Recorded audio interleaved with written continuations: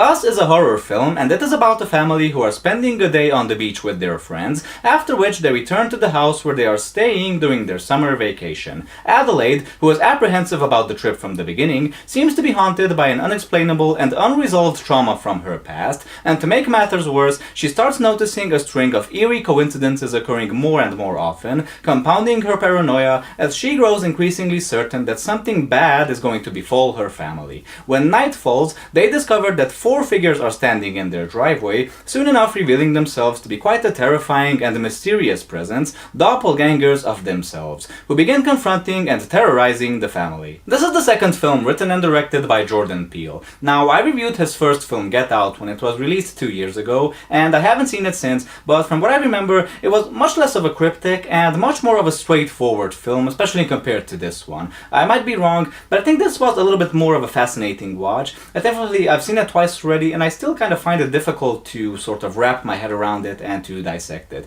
One thing is definitely for sure, everything in this movie is definitely deliberate. It's a film that's definitely peppered with a lot of symbolism, a lot of strong visuals, and very chilling moments, but also the occasional laugh out loud moment, similar to Get Out. But while I think Get Out was much more of a scary comedy, I think this film definitely feels right at home in the horror section. The setup is really fucking simple. Now, from what I understood, this film was advertised as more or less a home invasion movie, something like The Purge or Funny Games or Straw Dogs meets Invasion of the Body Snatchers. And if you follow that and only that thread along, yeah, it's a pretty fun, it's a pretty exciting, thrilling, scary, and chilling experience. But I think what really makes this film incredibly fascinating and what really makes it rewatchable is that after you've seen it, there are certain twists and turns that really make you rethink the whole movie. Really makes you want to piece together its elements and to figure out what's going on. And I think this is especially important because all throughout the film, we are waiting for this sort of explanation for these doppelgangers. Like, what are they? Who are they? What are they doing here? Where did they come from? What do they want? What is their purpose?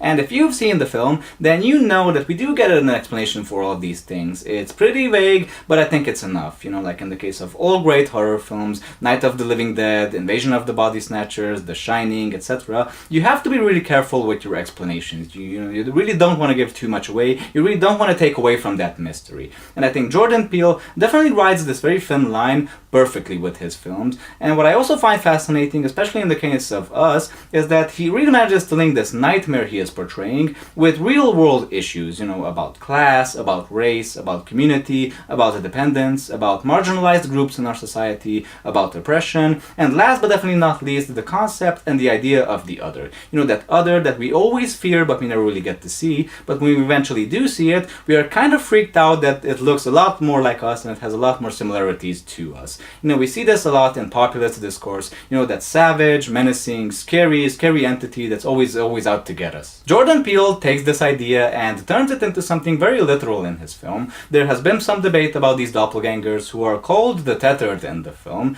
about to what degree are they actually metaphorical, about how can they actually function, etc., about whether or not they actually represent an ill-treated underclass, and about whether or not they actually represent something we have fucked up in the past and now is coming back to haunt us. This film really got me thinking about the way we treat certain people in our society, like racial minorities we have used as slaves in the past, war veterans, models, athletes, actors, singers, artists, anyone and everyone who has been worn out and used up by society and by our culture, and anyone whom our culture just has no more use for, anyone whom has been thrown out and forgotten about like it was yesterday's garbage, while we were concentrating and focusing on much more superficial things. There is a very interesting conversation that takes place between the two women of the film, Adelaide and her friend Kitty, and Kitty just had plastic surgery, and Adelaide says that, okay, that's cool, but you look exactly the same as you did last year. I thought that was very funny, and I thought it was really cool how it is reflected later on in Kitty's doppelganger, in I think what are some of the freakiest scenes in the entire film. She starts putting on lipstick, she starts mimicking these sort of human expressions in the mirror in this very disturbing way, and she starts cutting her face at a certain moment. And this is something that's very recurring in the film, these doppelgangers, we do get to see them sort of try to act human sometimes. Gabe's doppelganger, for example, takes his glasses and puts them on his face. Josh's doppelganger does the old, like put out my hand as a gesture of goodwill, but then pull it back to pretend I'm smoothing my hair, and etc. So it really, you don't understand whether these doppelgangers are really trying to be human, or whether, quite on the contrary, they are mocking humans and they are mocking the way humans act. I just love that the first and the last time we see the tethered, we see the doppelgangers in the film, they are holding hands together in a chain formation. That's a direct reference to the Hands Across America campaign, which was a benefit event that took place in 1986, in which 6 or 6.5 million people were supposed to hold hands in a human chain formation from one coast of the United States to the other in an attempt to raise money to fight homelessness and hunger. Eventually it turned out to be a pretty big failure. They raised a lot less money than they initially realized they would, and it was something that was supposed to be something very positive, but ultimately didn't resolve anything.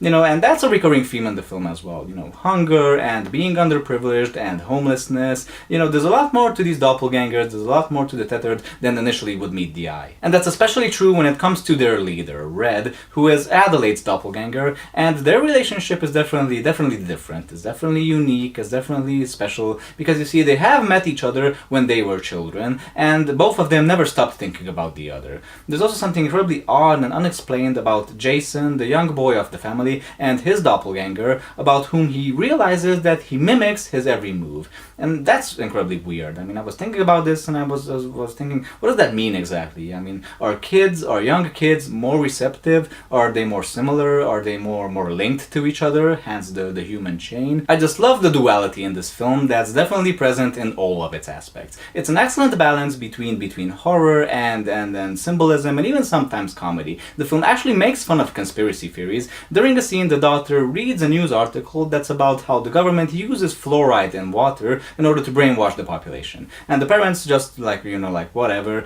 But they actually, when you really think about it, they do end up in a sort of very conspiracy theory-esque plot themselves, involving doppelgangers and control and stuff like that.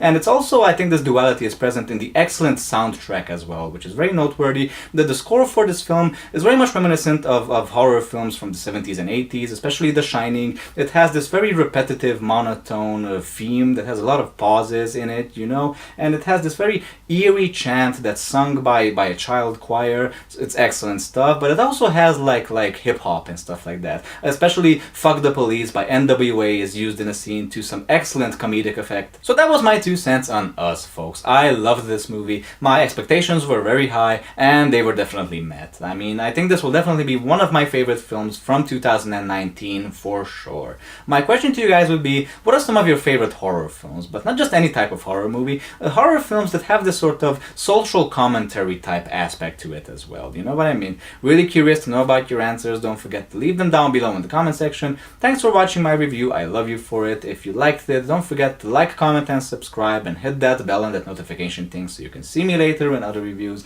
Hope you keep on watching me. Until I'll see you later, guys, don't forget to stay cool, stay awesome, and keep on watching movies, people. Goodbye, y'all.